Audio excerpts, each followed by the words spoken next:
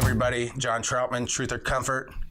I'm here with John, and I'm here with Casey from Build Your Empire. Excited to have them in. I told them that there was free food and lobster and all this stuff here, and Lamborghinis, and so that's why they're here. Hey, I need some food. And anyways, we're in the midst of talking about assets and liabilities and building wealth, and which is perfect. Build Your Empire. So. We started talking about this earlier and we got cut off. Yeah. So how did Build Your Empire kind of take hold? I'll Did you start when you were like 10 or what? No, so eight and a half. Okay. So prior to that 10. Okay. Yeah. He's 12. Yeah. See what real estate can do. So I mean, prior to us having the entity Build Your Empire, it was actually a brand that was a thing for around 5 years. It was one of the first, I would say, motivational business pages on Instagram that has been followed by a lot of top celebrities, whether that's DJ Khaled or a bunch of pro athletes or whatever that may be. And it was one of those things that prior to it, I was doing a lot of social media management and podcasting and interviewing a lot of these top entrepreneurs. And I had this event in Beverly Hills that John came to, and I was just hosting these little masterminds with a couple of buddies of mine, and I was looking at his social media, and we connected in the DMs on Instagram a couple of times prior to that, and then leading out of that event, it was me managing his Instagram, Facebook, and his fiance's Instagram at the time as well. So it was more so we worked together for 6 months. I built out a lot of his brand and a lot of the chopping up the videos. I remember he sent me this terabyte of footage of just his past speeches. He was like, handle it. So then I just had an editing team just go in and chop it up. Terabyte is, but apparently it was a lot. Yeah, it's a little bit of content. Yeah. So it was more so we worked together for a good 6 months, and I remember my buddy that owned Build Your Empire previously, he was like, hey, I'm looking to put this in the right hands. Do you know anyone that could leverage this to the best of their ability? And I remember reaching out to John. I'm like, hey, this is not only going to be a vehicle that we could potentially build our brand through, but I know we can do a lot more with it in the sense of the events and different things that we can build within the brand. So then me, John, and Joshua Denny, we acquired the brand, and it's been about a year since we've had the entity, and we've taken it multiple different directions, but we're still figuring out the best way to really build and grow this brand. But we've definitely taken a huge step into the event space the last 6 months. Absolutely. I see you guys all over the place. So congratulations, by the way. Thank you. Yeah. The brand is, it's so recognizable. I mean, it doesn't matter who you talk to. Any big influencer in social media, if you mention the Build Your Empire brand, they know the brand, and so we're now capitalizing on that in a big way, and super excited about it. I think it just keeps growing organically. Yep, we're going to Germany in a week or a week and a half. We're now co-branding events. I love it. Come on. Some real estate deals in Oh yeah. So Lamborghinis on the Autobahn. Hey, unless mine's better. Yeah. See, you already started. No, we're not gonna go there. Listen, hey, so I like that. So talk more about that. You're co-marketing or co-branding or how's that work? We've got a couple different plays. We're looking at some different licensing deals, but mainly we're big on collaboration. And so right now we're collaborating with other brands or event producers. So we're going to, for example, we just finalized a deal with our friend Anthony Delgado, who does the Disrupt Puerto Rico events. So in November, we're going to do Disrupt. It's a Build Your Empire / Disrupt Puerto Rico event. And we've got another, the largest event producer in the Caribbean. We're doing about 20,000 people in the Dominican Republic. That's also the beginning of November. So we're now co-branding that event to Build Your Empire. And so then we've got, we're working with you. Yeah. So, I mean, the biggest thing for, I would say, the whole brand within Build Your Empire, it's the repetition of attention. If you can get in front of people on a repetitive basis, people start to know what it is. So we just had our event at the house. That was the one you came to, right? Yeah. This January. Yeah. Yep. So we're you saw, I don't know if you saw, but Drama Faf, he spoke. He owns the brand Young and Reckless. So we're gonna be doing this co-branded event in May in LA, and it's gonna be a Young and Reckless Build Your Empire event. And he's gonna be bringing in his network as he's in that celebrity atmosphere, but he wants to have an event and he wants it to be about entrepreneurship, about how he built his brand. So we're gonna be the brand that collaborates with him, that sort of puts the stamp on it as this is an entrepreneur event, not like a meet and greet for drama. So right. It's gonna be super cool. What are you finding as far as the draw? Seems like when I was there, at least what I saw was this draw for knowledge, for people to obviously build their empire, start their empire. Yep. Probably start or ramp it up a little bit more, right? Why do you think that draws so much? Yeah, I mean, I think one of the biggest reasons, not only for events, and this is something that Ty Lopez taught me when I was 15 and I was at his house. He said you can either throw events or go to events, but either or your network will increase tenfold, right? So I think one of the biggest reasons that not only we have events, but I think that people come is that we bring good people. And Josh Denny, who isn't here, but he's one of the partners, he always says, be a collector of good people. Right. And these events, like, you'll find the most world-class people that are not only building their companies, but they're willing to help. They're putting out content. They have podcasts. They're creating content to genuinely help people, but having an event with them there just adds that extra step of reality. And you actually get to physically meet these people and figure out if there's any opportunity long-term if you actually get to connect with them in a way. And I think the big part that's coming from that is we're creating this movement. Right. Like people, it's not just like us, Build Your Empire. Build Your Empire is everybody. I was in Las Vegas and I'm sitting at the bar at the Yard House and two of the waitresses came up behind me like, we're part of Build Your Empire. Like people are claiming I was in Puerto Rico doing the last Disrupt event, and after I spoke, there was a whole crowd that came up and they were all claiming, we're Build Your Empire. And so it's cool to hear all these people saying we are Build Your Empire. Right. So we're creating this culture and this community and this movement because we're saying, look, this is about us connecting. So now, like, John, you're part of Build Your Empire, because when we got people that want to do real estate deals, it's like, well, we got the information, you got the energy, you got the, the potential. John has the information. Let's connect those dots, and everybody wins. So that's what I was getting at. Like, you guys, like, it feels like to me, like, we specialize or focus in on real estate, obviously, right? But for you guys, it's like you guys have this massive draw, and I think it's happening on a global level faster than ever before. Because, and no offense to people that went to college, and that's great, and I think most people should. It just wasn't my avenue. The parties, I understand. The parties. The parties are incredible. But what they're not teaching you is a lot of this stuff, like how to have the right mindset, how to plug in and surround yourself with like-minded people to get to the level that you need to get to be successful, to get off the tarmac, if you will. And that's the environment we've tried to create here. And I see you guys have this big, massive net where, real estate or other, crypto, finance, or crypto, branding. Branding. Yeah, Branding was a big piece, right? Like doing stuff online and creating that brand yourself and all that. Like, this is stuff that if they are teaching it, they're doing a poor job. So in schools. But it's more about the mindset, and so you're teaching and helping people with the mindset, and then everything else behind it, which I respect. I think is great, and it's a testament to where you're at, right? Yeah. And you got a good guy next to you helping you out and stuff, and you're surrounding yourself with really good people. John said you're out there hustling and knocking on doors. For sure. Man, to be 18 years old, I'm blown away, bro. I used to call him.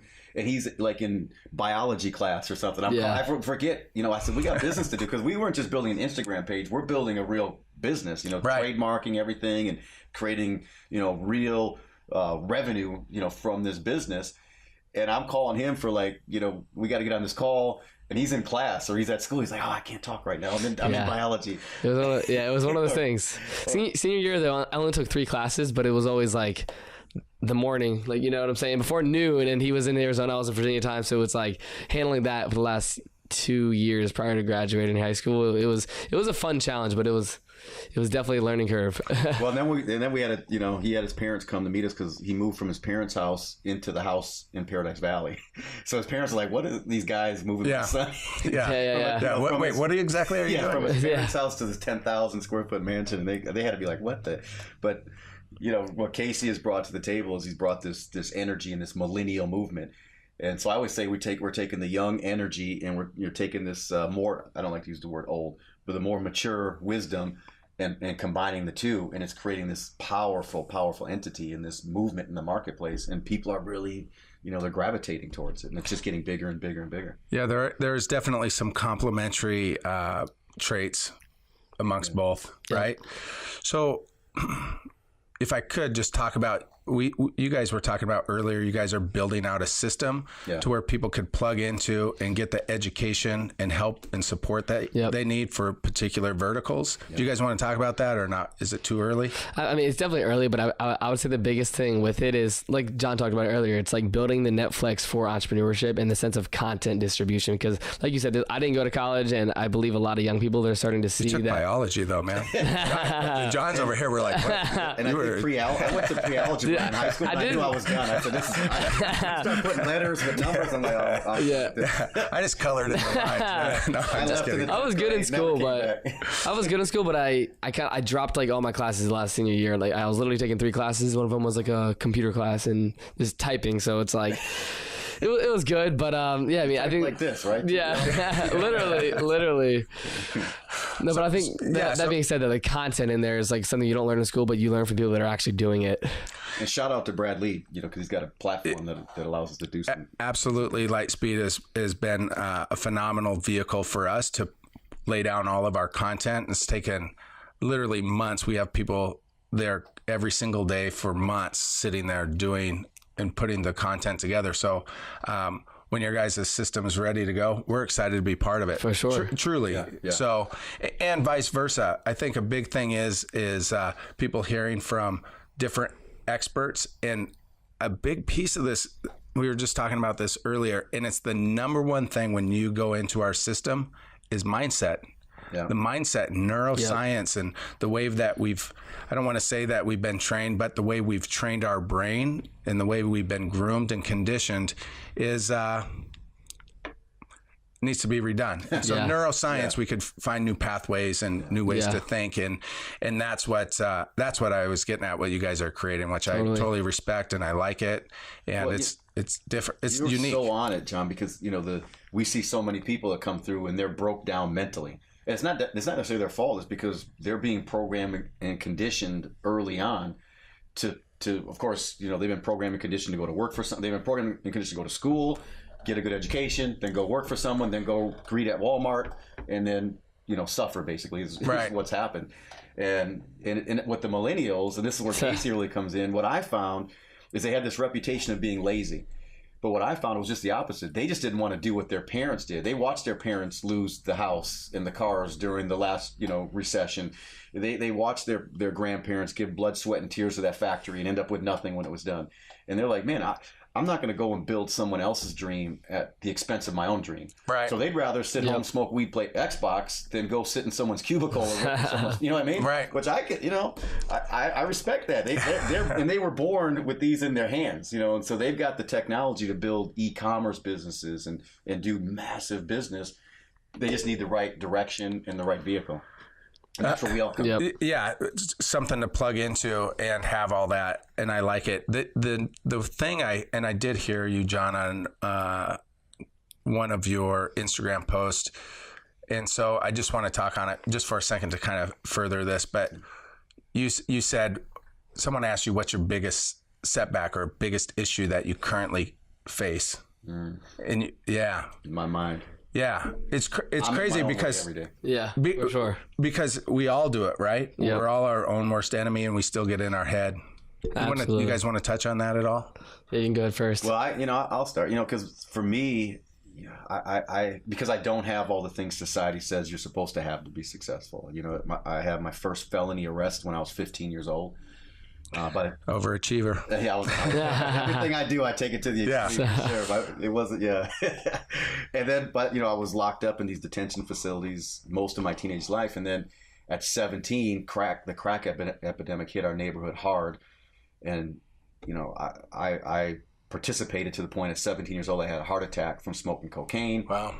And that led to, matter of fact, when I finally left one of the facilities, I remember the only thing I owned was the shoes, the pants, and the sweatshirt that I walked out of that facility with. I had nothing. I had already destroyed all the relationships because, my drug habit consumed everything in my life. And it wasn't like I took a night off. It was like, okay, it's Tuesday night. I think I'm, not going to get high. It didn't matter. I had no money, no job, but I always found a way to get money to get high. It's a testament to what the mind can really do if you believe in it strong enough.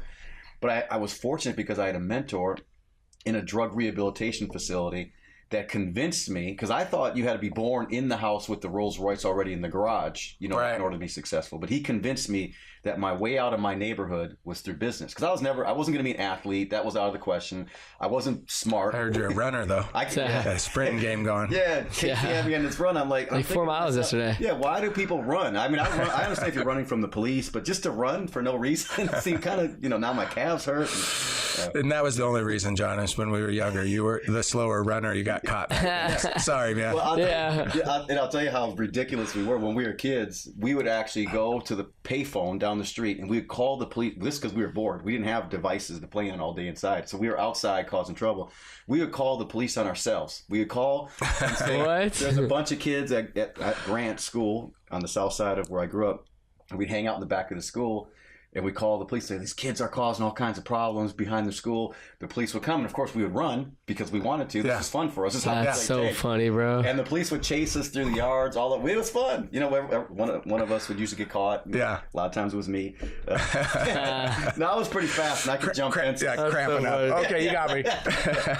But that's what we did for fun. Instead of playing the game, running from police or Grand Theft Auto, we were actually doing it. We were doing it. That is so funny. But the mindset was broke down. I lost my sister when she was 21 years old to heroin overdose. My brother today has been on heroin his whole life. It's amazing he's still alive. He doesn't look like he's alive. He looks like The Walking Dead.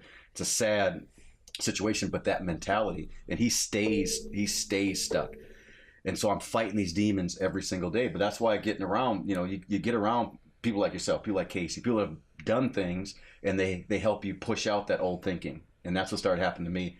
And I was given a book in drug rehab, How to Win Friends and Influence People. Oh yeah. And that was the beginning of the journey, and it was a long, hard journey, but it got me out of that neighborhood. Business got me out of that neighborhood, and I just traded one addiction. I went from the cocaine addiction to the business addiction, and I pursued business with the same relentless, persistence that I did my drug habit. Yeah. And it didn't pay off right away, man. It was frustrating. I was ready to go back to drugs so many times. It sounds like some of your neighborhood friends are outside the park. Oh my God! Did you call him? You call him again? Shit, is that my car? No, it's true. The difference in a mindset shift, if you will. When I was younger, I worked out all the time, and I think I told you this story, or maybe I didn't. But I had this guy I looked up to, very successful. I was like 20 years old, and I would always say, Paul, I want to be like you. Paul, I want to be like you. And he was, had his name across a building, great guy out of San Diego. Anyways, one day he said, hey, John, so you work out a lot, right? And I was like, yeah, I'm working out a couple times a day. He was like, you going to compete? And I was like, no. He was like, so let's just say you took the time and energy. He followed it up with, God, you're probably better than most of the people your age at, where you're at in shape. And I said, yeah. He said, would you say you're in the top 3%, like out of 100 people? I said, yeah. He said, okay, now shift that thinking. And what if you did that with real estate? What if you shifted that energy and put it and cared about it just as much as real estate? Where would you be? It's like a aha moment. Yeah. Like when I think of like as simple as that is at my age, see, you're around great people. So that happened when you were 12 or 10 or 8, whatever. I would say 15. Me, I had to be like 20, right? For that light switch to go off. But it was like, oh yeah, okay.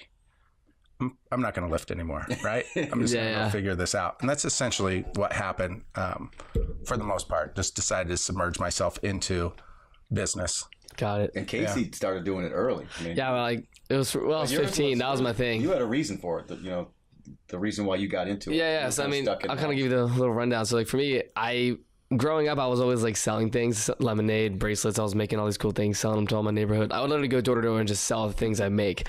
But when I was 15, I've always played sports my entire life, hockey for like 10 years, then lacrosse, then got into football, being 5'6". I was a running back, right? Yeah. So I ended up having a really bad neck injury, and during sophomore year, just right before the season started, I was diagnosed with interspinous ligament damage. So I was put into a neck brace for like 6 months, and it was one of those time frames of my life where it was like, could never play football again. the news that they told me that I couldn't like leave my bed for like 6 months, I was like, it kind of took me way off my trajectory of like, for the next 3 years, I had a completely different focus, but it came through that 6 months where I was just on social media a lot, just consuming, not being an active producer. I wasn't in this whole personal branding, social media business lane. It was just a young kid that had maybe 500 followers on Instagram and was just watching these YouTubers or whatever. And my transition of focus came through a guy named Ty Lopez. I'm sure you've heard of him. Yeah. So Ty, he was one of those people that was always putting out content about health, wealth, love, and happiness. And at the time I was depressed. I wasn't happy. And it was one of those things I just kind of latched onto.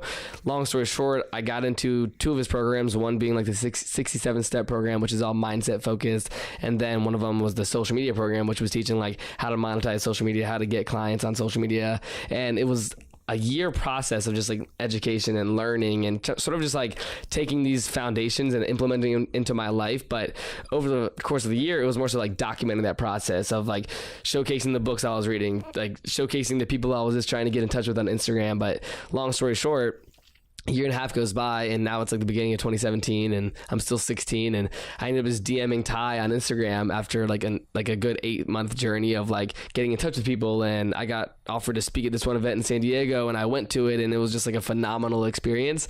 I DM him, and this was like, I've never been to the West Coast prior to this. Like literally the day I got back from this event in San Diego that I paid for, flew out me and my dad. I sent Ty a DM and I'm like, hey Ty, 8 months ago I was in a neck brace, depressed, not sure what I wanted to do, and you just completely changed my life, and I just want to let you know. It was more so like an appreciation message. Right. And then he gets back to me. He's like, hey man, like tell me more. Long story short, 2 weeks later, he's flying me out to LA with me and my mom, puts us in a hotel, brings us by the house for like 2 days. We're shooting content. And that was like a mental transition for me in the sense of like, not only what's possible through social media, but like the foundation of like the if and then, right? Like if you put in the work and build a brand on social media, then opportunities will come, right? And that sort of like simple foundation was something that got instilled in me at 15, 16. And he was a huge mentor to me. But once I was able to shake his hand and meet him and just hear from him like on multiple occasions, that's when I was like, all right, this is something that I can really like pursue. And just being at his house, I met a lot of great people. And then the following month, they were flying me out to LA and putting me in these different events and just wanted to like see me do good, I guess, right? Like one of my first mentors, Jaden Gross, he was always like supporting me. He would call me up on a Thursday afternoon and be like, yo, what are you doing this weekend? I'm like, got school Friday and then I don't know. And right. And I was doing my thing. And he's like, why don't you come to LA? And then he would fly me out. And it was one of those things that throughout that whole process though, going through Ty's program, like financially, I was doing a lot of like managing social media for like the local dentist or the chiropractor that I was going to and all these different like entities that I was already a part of. Neck braces. I see. Yeah. But that was sort of like the foundation, and then it sort of just snowballed into something much bigger. That's awesome. Casey's like a celebrity, man. You go play with Casey, the kids go crazy for this guy. Like it's like a rock star, man. Like he's hanging out with Wiz Khalifa, at parties.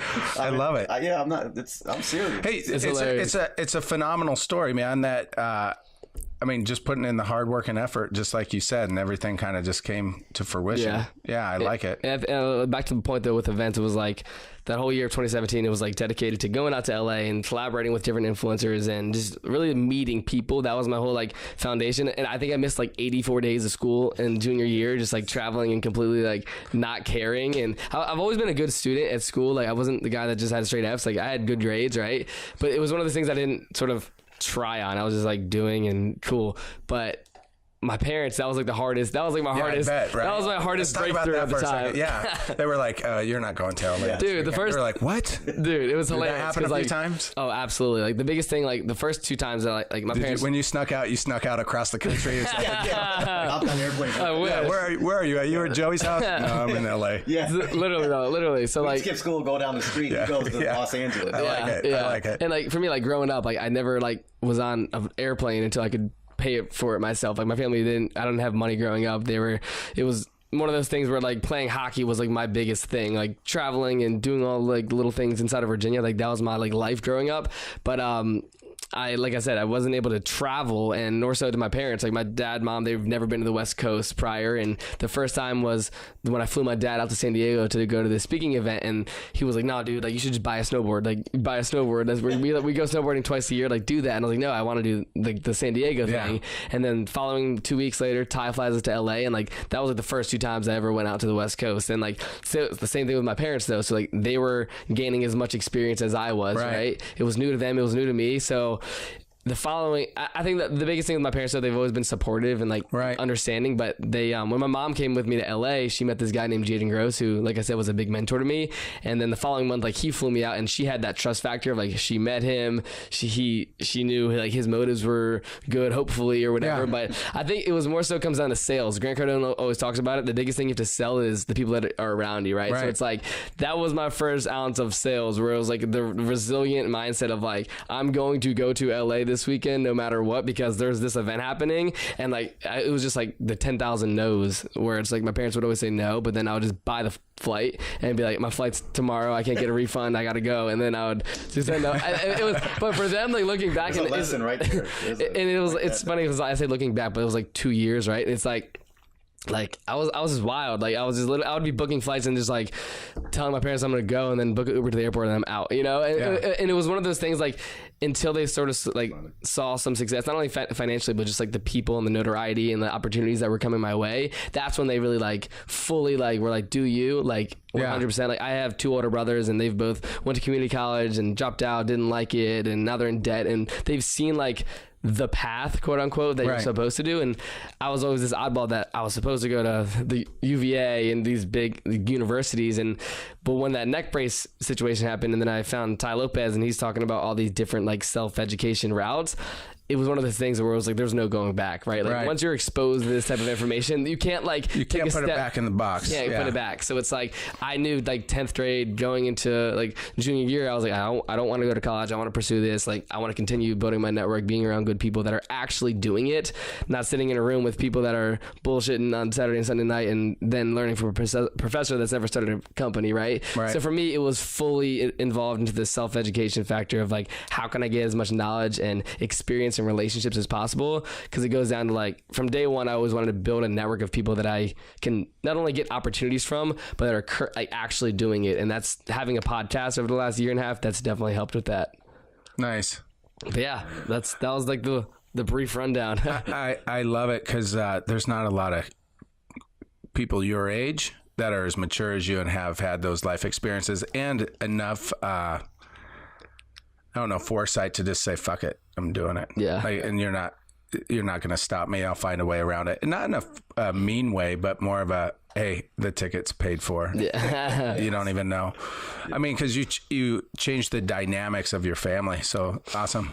For sure. Yeah. Appreciate that. No, seriously, you open up doors. It's funny now, and I want to introduce you to my brother too, because like I have 2 older brothers. They've been working the same job for like 5 years, and like now my older brother, I've brought him out to events, and he's trying to get into real estate and wholesaling, and like I'm introducing him to a lot of my network and people and like that. So it's like you said, like that foundational mindset of like, I'm sort of instilling these different things into my brothers, and it's super cool of like, I'll fly them out to these events and like give them these opportunities. And it's something that I have like now this whole Rolodex of like people that I can just like hand out their way, like start a group chat and like give them a call, like 18 sort of like, I just like my whole thing is like helping, right? And it's like, from a family perspective, it's like, it's cool to see my brother like going to check out properties and going to see if he can find a deal and figure out where the buyer is in the local area. So it's like, there's one way to guarantee that. It's called Real Estate Knowledge Institute. Exactly. 100%. I'm a connected guy for sure. There's a shortcut right here. Yeah, because he hasn't had any deals yet, so that's one of the things that the knowledge is everything. How long's he been doing it? I would say like for the good 6 months, and one of these, I would say, I like to call it an excuse of his. Like, he has a kid, she's 3, unexpected, and it's been a huge thing for him. Like, she's 3 now. He had a kid at 21, so it's like she occupies a lot of his time, and obviously the job, and lives at home. So it's like his mentality is like, it's like the do it or die mentality, right? So it's like he's all in, but it's a timing thing for him because with the kid and work, there's no excuses. I tell him all the time. No. Yeah, they make these things. you could carry your baby in them. I would take my daughter to properties all the time. Tell him he can do it, and a lot of the stuff could be done maybe networking and making sure that other people are delegating, if you will. Yeah. I mean, 6 months, he needs a deal. Yeah. He's going to get discouraged if he's not. Right. Totally. So I think that happens just like what we were talking about earlier. I think it's just, if he needs help, send him our way. For sure. Yeah. You guys, I want to talk about one last thing. Uh-oh. Let's hear it. You're making me nervous. No. I promise I won't put you on blast like Brad did me. He did ask me, like, so you have 5-6 minutes, add value. I was like, what? That's Brad. Yeah, there's So funny. I was like, he's fucking Wow, this audience. I ended up you got to get past the first minute of me probably fumbling, but I end up okay, I guess. But my question is, how many Lamborghinis do you guys have? Exactly 0. 0 right now. We actually 0. have, for the event that we're co-branding in Germany, they've got 2 Build Your Empire Lamborghinis there that will be driving on the Autobahn and driving around there. So that's part of the. You have to provide a Lamborghini. When we should show when we do this, Brandon. Let's show the before footage just so we can kind of give it some perspective. Like, I'm not completely poo-pooing on it. If you're in real estate, I'm going to, though. So it's funny. So like the whole car scene too, because like I have a good friend of mine. His name is Jeff. His YouTube's JR Garage. He's one of like the biggest automotive influencers, and like he has like 3 Lamborghinis, 2 Ferraris, 3 Teslas, and like he's completely his garage is right down the road. But like his whole thing with Lamborghinis, like he always says like a real Lamborghini owner doesn't just buy a stock Lamborghini, right? It's like I've seen the both worlds of like people that have bought a car to then run an ad to then lease it and then just make as much money possible. And then I've seen like Jeff where it's like he just buys cars because it's a passion of his, and like that's where my mentality is on that, where it's like buy things you enjoy because if you really enjoy them. Brand. He's earning money from that brand. Yeah. I get it. And Dan talked about it too at your event was, hey, if it's part of your brand and that's what you need, I get it. And I could appreciate that too. Absolutely. So we'll I'm taking the Lamborghini money and we put it into businesses.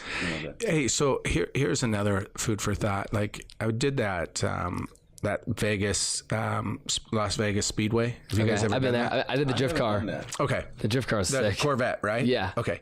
So you could pick like 3 cars. I picked the Lamborghini in this order, then the Ferrari, and then the McLaren. And the Lamborghini, you're like, because they're telling you to drive faster the whole time, so you're like going fast. And then I get in the next car, and you're with a race car driver, so he's telling you like, okay, send it. He's like, what did you just drive? I said the Lamborghini. He's like, this is gonna be so much different because it's basically you. If you're thinking it, this car's moving with you, and you're gonna think that Lamborghini's like a little sluggish. And I was like, yeah, whatever. That Ferrari was so much quicker, like shifting. It was crazy to me. Yeah, I was blown away. The McLaren was fast as crap, but I couldn't like steer as good as the Ferrari. It's what I've. Amazing. But here's the thing.